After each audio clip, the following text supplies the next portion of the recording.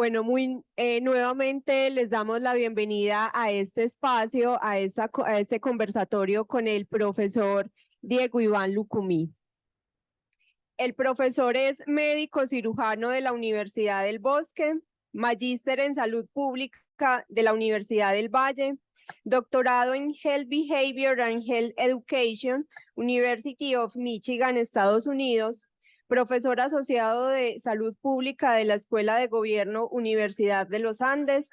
Desde su formación e interés en educación para la salud, por más de 15 años, ha trabajado en intervenciones en salud pública, incluyendo políticas, planes, programas, proyectos a nivel nacional, territorial y comunitario. Los comportamientos en salud y la educación para la salud son su área de desempeño y contribución en salud pública. Su trabajo está centrado en la comprensión e intervención de los factores sociales y del comportamiento que influyen en la salud de las personas, los grupos, las comunidades y la sociedad. En particular, su investigación se orienta al diseño, implementación y evaluación de intervenciones en salud pública, al igual que en el análisis de inequidades en salud. Su principal campo de investigación está relacionado con la salud y enfermedad cardiovascular.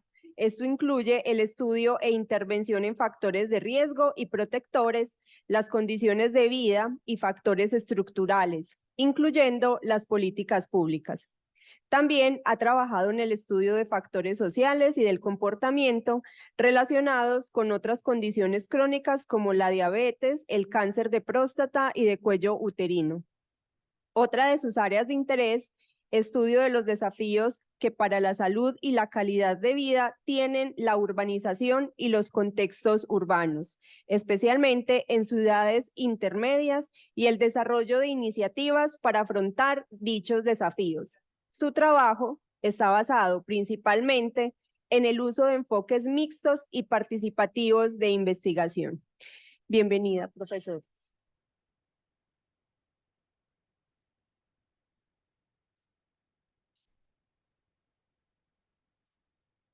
Muchas gracias.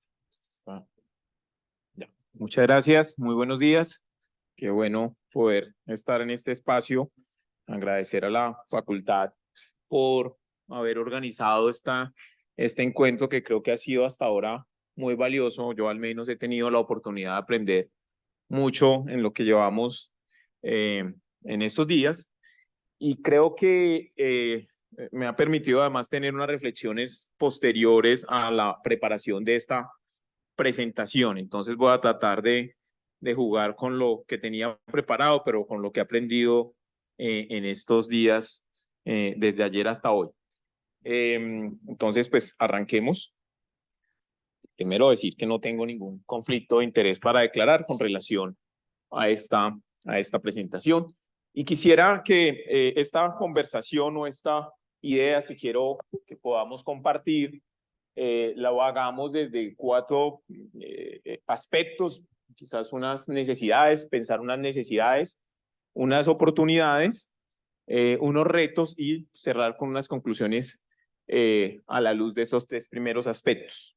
Entonces arranquemos pensando cuáles pueden ser como esas necesidades o por qué hay una necesidad de pensar la evaluación en educación para la salud. Y aquí tendría para proponerles 4 ideas alrededor de esa pregunta de por qué evaluar en educación para la salud. Una, y voy a desarrollarlas, pero solamente aquí enunciarlas de entrada, es la razón misma de la educación para la salud. Debería ser, digamos, una respuesta clara y concreta de por qué tenemos que hacer evaluación. La otra es por el tipo de intervenciones que hacemos en educación para la salud. Una tercera que tiene ya más sentido en lo que, digamos, en la definición de lo que es evaluación, y es porque necesitamos generar evidencia. Y otra que incluye varias consideraciones. Entonces, quizás para que podamos profundizar como en esas respuestas. Lo primero es la razón misma de la educación para la salud. Y esto tiene que ver, tendríamos que remontarnos, digamos, a una discusión que sigue presente, y es qué es lo que denominamos educación para la salud. Y educación para la salud, como muchas otras áreas, campos o disciplinas, que incluso es una discusión que todavía no hemos zanjado, pero sobre todo hay una perspectiva, y es que uno de los intereses que tiene la educación para la salud es la modificación de comportamientos. Y esa modificación de comportamientos como centro, o sea, digamos, hay una apuesta alrededor de eso, ha implicado entender que hemos tenido que pasar digamos, de una mirada de los comportamientos como un fenómeno netamente individual a los comportamientos desde una perspectiva más multinivel. Entonces es pensar los comportamientos no solamente a nivel de los individuos, sino pensarlos también en los grupos, en las comunidades e incluso en la sociedad como un todo. Entonces ahí ha habido, digamos, una transformación en la idea de lo que son los comportamientos. Pero también tenemos una realidad, y es que cuando miramos el perfil epidemiológico de las poblaciones, nos encontramos que es muy difícil no relacionar un comportamiento con esas causas en términos de morbilidad y mortalidad. O sea, están los comportamientos jugando un papel fundamental alrededor de eso. Y no solamente un comportamiento, o sea, la mayoría de fenómenos, gracias, la mayoría de los fenómenos que nos interesan, por lo menos en salud pública, si no todos, para quizás no ser tan tajantes, tienen comportamientos involucrados. Entonces, si la educación para la salud le interesan los comportamientos, y les estoy mencionando que los fenómenos que nos interesan tienen comportamientos, la educación para la salud entonces tiene un papel fundamental que jugar para transformar esos perfiles de salud y enfermedad de las poblaciones. Entonces, ¿por qué tendríamos que evaluar?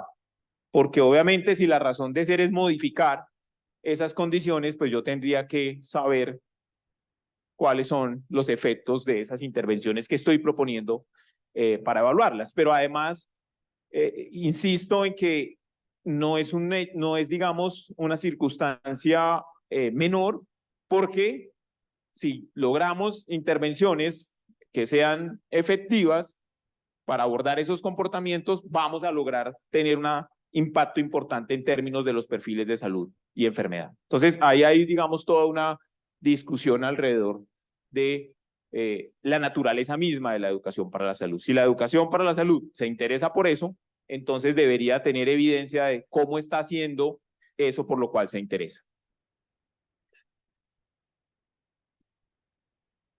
Lo otro es que para dar respuesta a ese quehacer de la educación para la salud, pues nos encontramos con otra perspectiva, y es que, decía ahora, es un campo, disciplina o estrategia, y puede ser las tres al mismo tiempo o en algún momento, pero en esencia el ejercicio de la educación para la salud nos plantea la necesidad de tener una perspectiva o tener, digamos, unos elementos teóricos, unos elementos de la investigación y unos elementos prácticos. O sea, confluye como la necesidad de tener esos tres aspectos al mismo tiempo.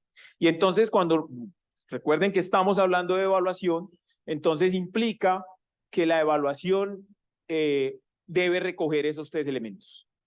¿Sí? Y ahora voy a hablar un poco más de ya más específicamente de la teoría en la evaluación y de la parte de investigación, pero lo que quiero decir con esto es que la educación para la salud en sí misma incluye esos tres elementos. Entonces la evaluación tendrá que reconocer, la evaluación que hacemos en educación para la salud tendrá que reconocerlos y acogerlos de la misma manera. Pero, y me devuelvo aquí quizá con el punto anterior. Al menos en el contexto anglosajón en la década de los 80 hubo un enfrentamiento muy importante entre los educadores para la salud, porque una de las discusiones que tenían era si la educación para la salud debería, por ejemplo, quedarse como rama de la medicina o como rama de la salud pública. Al final optaron porque lo mejor, al menos en el contexto anglosajón, era irse a la salud pública, porque tenía más sentido, pero eso generó bastantes conflictos. Pero en la discusión también surgió este asunto de que no solamente debería interesarse por los comportamientos, sino también por las condiciones sociales, dado que los comportamientos, si bien tienen una naturaleza y una explicación importante en términos de salud poblacional, no son suficientes para poder dar cuenta de todo lo que pasa con la salud de una población. Y lo traigo aquí porque entonces lo que estamos diciendo es que la razón misma de la educación para la salud, entonces ya no solamente es un asunto de los comportamientos, sino que se extiende a entender o abordar unas condiciones sociales que puedan tener una implicación en la salud de las poblaciones. Entonces volvemos al punto, necesitamos generar evidencia sobre si lo que hacemos en términos de comportamientos o en términos de acciones sociales vinculadas con salud tiene o no un efecto o el efecto que esperamos. Ahora, ¿por qué necesitamos evaluar? Por el tipo de intervenciones que hacemos. Y es difícil y realmente no hay necesariamente como una nomenclatura que nos permita clasificar las intervenciones. Ahí, digamos, escuchamos a veces de intervenciones estructurales, entonces uno diría, si hay estructurales, debe haber unas que no son tan estructurales, pero uno no encuentra una que diga no estructural, entonces es raro. Pero también hemos escuchado que las intervenciones son complejas, entonces uno diría, pues entonces hay unas que no son complejas, pero no, realmente no hay unas que no sean complejas. Hemos tenido unos desarrollos en términos de intervenciones o en la manera de nombrarlas, pero una que se ha cogido mucha fuerza, porque pensaría yo que aglutina la mayoría de las cosas que hacemos en educación para la salud, es esta idea de las intervenciones complejas. Así como también hay algunas propuestas de dividir los comportamientos en simples y complejos, pero ahí también nos enredamos porque no es tan fácil hacer esa distinción. Pero voy a quedarme con el tema de las intervenciones, pero antes de las complejas, pero antes de ir a hablar de intervenciones complejas y la necesidad de evaluarlas, es importante que reconozcamos qué es lo que estamos llamando intervención. Y aquí tenemos la educación para la salud, digamos, se ha alimentado y tiene disputas porque ha permitido la entrada de diversas disciplinas. Entonces, por ejemplo, para la antropología le suena muy mal que hablemos de intervenciones, ¿sí? Porque, digamos, hay toda una perspectiva ahí colonial, etcétera, etcétera. Pero aún a pesar de eso, me voy a permitir usar el concepto de intervención. Entonces, ¿qué es lo que hacemos en educación para la salud? Si uno quisiera simplificarlo, lo que hacemos es básicamente desarrollar una serie de procesos de forma intencional o planeada que se orientan a generar cambios, ya sea en las personas, en los grupos o en estructuras mayores, comunidades o sociedad. O sea, ese es el sentido, digamos, de lo que hacemos y de lo que podemos llamar de manera muy simple una intervención. Entonces, lo que he venido diciendo, parte del reto en términos de evaluación es que la idea central de una intervención es producir cambios. Entonces, necesitamos la evaluación para poder valorar si esos cambios en realidad se producen. O sea, el centro mismo de la educación para la salud es intervenir para modificar, ¿sí? Para modificar a esos diferentes niveles. Y eso nos plantea, en términos de la manera en la cual pensamos las intervenciones, dos discusiones importantes. Y es, ¿dónde hacemos las intervenciones? Lo que algunos autores han llamado cuáles son las unidades de intervención.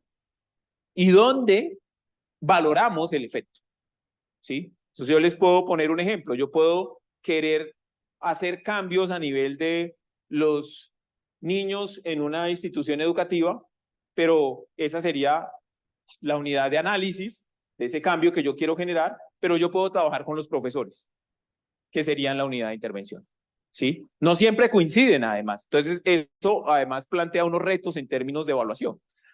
Entonces, quedémonos con esta idea de intervención y la necesidad de reconocer estas dos unidades, la de análisis, donde se hace la intervención, y la unidad de intervención, donde se hace, y la unidad de análisis, donde evalúo si ese cambio se produjo. Entonces les decía de las intervenciones complejas, que son la mayoría de las intervenciones que hacemos. Hay unos elementos que caracterizan una intervención compleja, que están acá, y es que básicamente hay una multiplicidad de componentes que interactúan. O sea, yo tengo que hacer uso de múltiples herramientas, estrategias que hacen y que constituyen, digamos, esa intervención que yo quiero desarrollar.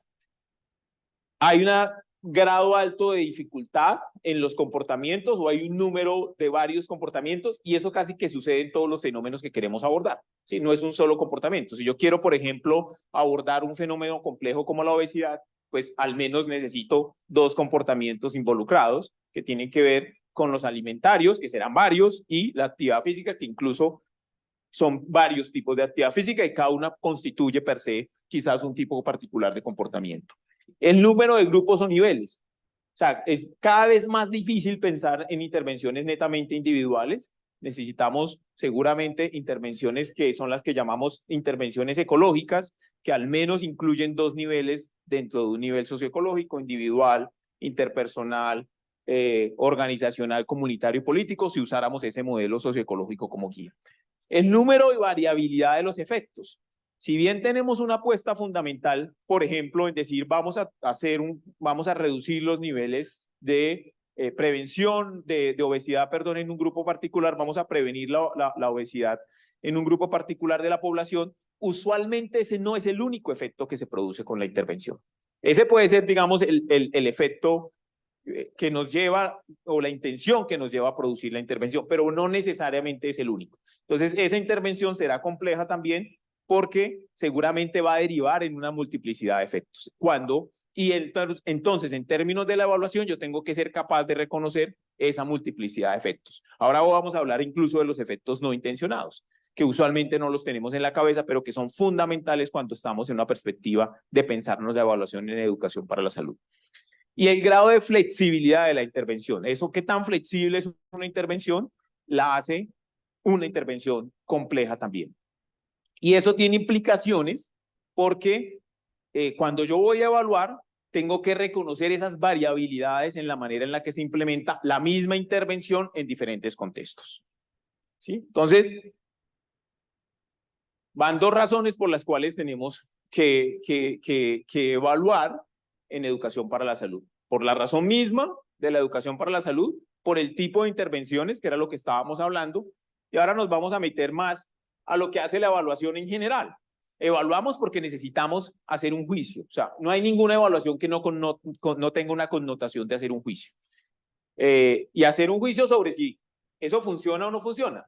Si se implementó o no se implementó como se había propuesto. Si estaba obteniendo los efectos que propusimos o no, o si incluso está apareciendo unos efectos positivos o negativos que no habíamos intencionado. Entonces, esa es una razón fundamental. Necesitamos hacer un juicio sobre lo que hacemos en educación para la salud y por eso tenemos que evaluar. Ahora, otras consideraciones. Una que es fundamental, los recursos son finitos. Entonces, no tiene sentido que yo mantenga intervenciones que no están logrando su propósito. ¿Sí? Porque podría haber otras que fueran mucho más adecuadas para el logro de los propósitos y para alcanzar los mismos fines que yo estoy proponiendo. Entonces yo tengo que hacer un uso adecuado de los recursos y en salud pública sabemos que los recursos son finitos, como en otras áreas, pero aquí particularmente tenemos a veces preocupaciones por qué tanta plata tenemos para poder cumplir con los objetivos que tenemos en salud pública. Entonces yo debería evaluar para saber con qué me quedo de las posibilidades de intervenciones que tenga para abordar un mismo problema. La otra son implicaciones éticas, incluso tiene que ver con el tema de los recursos.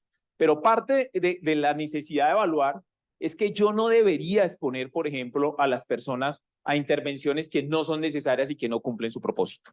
¿Sí? Eso tiene mucho que ver con esto último que está acá, y es que usualmente pensamos que las intervenciones en salud pública no producen daño. O sea, tenemos esa idea, que no producen daño.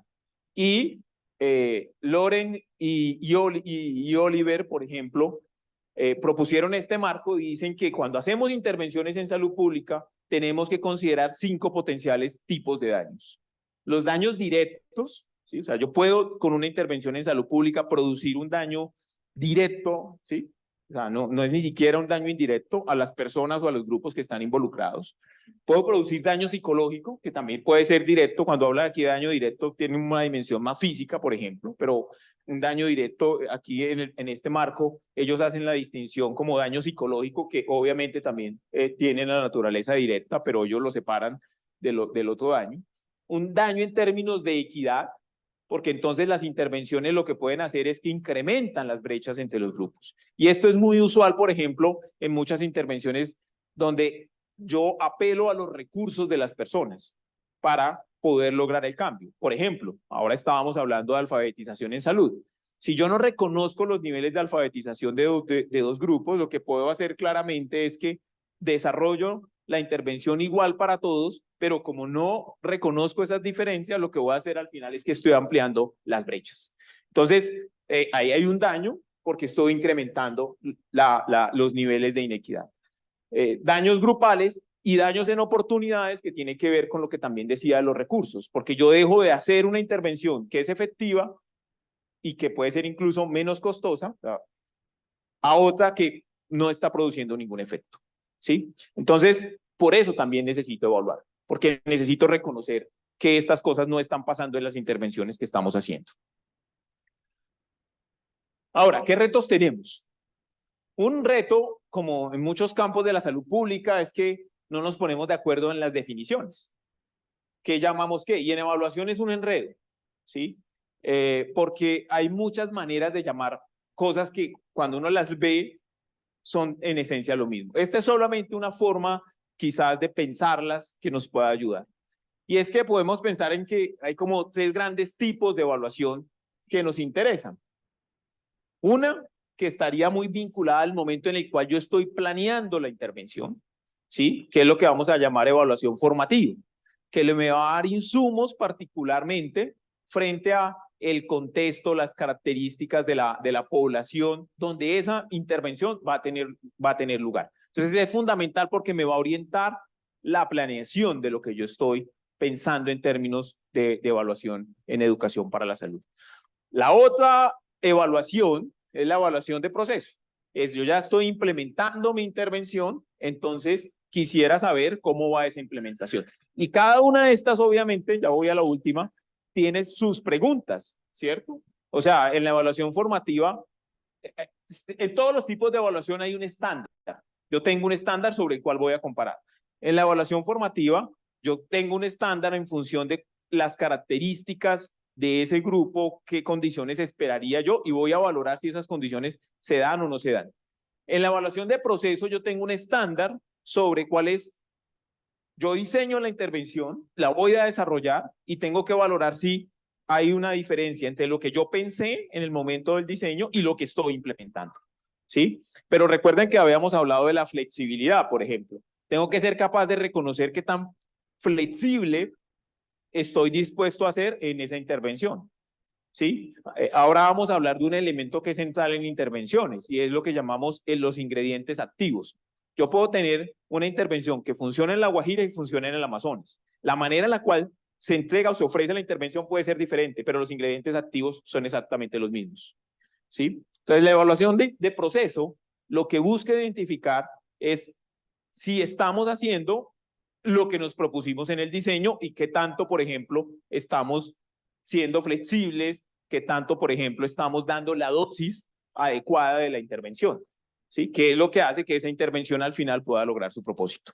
Y el último grupo es ya los efectos que eso está teniendo, inmediatos o de más largo plazo. Aquí, por ejemplo, tenemos diferencias porque en salud pública usualmente hablamos del impacto como lo más inmediato y el resultado como lo de más largo plazo, pero en otras áreas se invierte los conceptos. Entonces, ¿sí ven? A veces estamos hablando de lo mismo, pero cada uno lo está denominando desde donde tiene su experiencia o de la disciplina en la cual trabaja. Pero en esencia eso es lo que buscamos con las intervenciones. Tener una perspectiva antes, durante y después. Sin embargo, tenemos un problema. Y es que las intervenciones, cuando las estamos pensando, no nos estamos pensando en la evaluación. Y la primera decisión que yo tomo en la intervención ya tiene que ver con la evaluación en sí misma. O sea, cuando yo estoy definiendo el objetivo de mi intervención, yo ya estoy diseñando la evaluación. Porque es sobre el criterio sobre el que voy a medir, por ejemplo, el efecto, ¿sí? de esa intervención.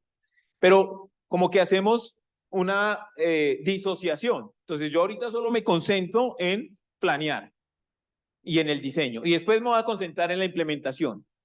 Y el último día de la implementación digo, ahora tengo que evaluar. ¿Sí? Eso es lo que suele pasar.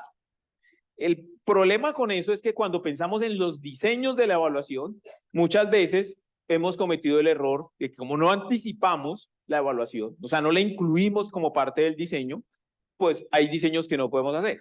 Entonces a veces uno discute, no, es que queremos hacer un antes y un después, pero eso falta un día para acabar la implementación. Pues si iba a ser un antes y un después, pues ha tenido que recoger los datos antes de empezar la implementación. Entonces, es un error, aquí lo podemos ver como, oiga, qué bobo eso, ¿no? Pero vayan y miren los problemas que hay para adecuar ciertas metodologías porque, digamos, no tenemos claro ese mensaje, ¿sí? Entonces, digamos, ahí yo quisiera insistir mucho eso. La evaluación de cualquier intervención en educación para la salud arranca con el diseño. Las decisiones que yo tome en el diseño son fundamentales para orientar luego la evaluación, ¿sí?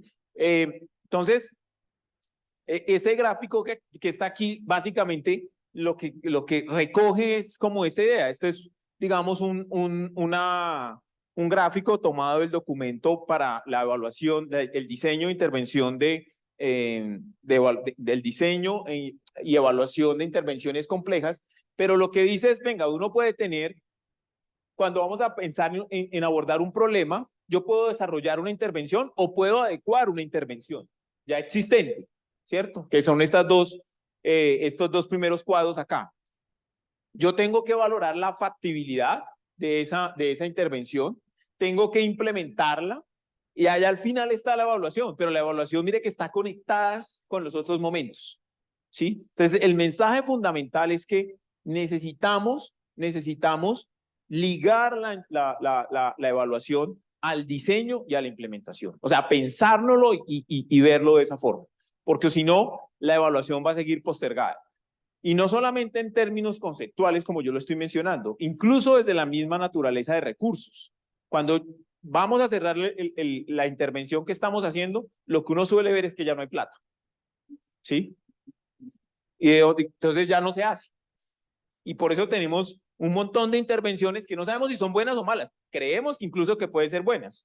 ¿Sí? Yo siempre le pongo a mis estudiantes el punto de las intervenciones de hipertensión con adultos mayores. Y entonces uno ve como anecdóticamente que todos los adultos mayores tienen la presión arterial no controlada. Todos van al programa, pero la presión arterial sigue sin control, pero están contentos.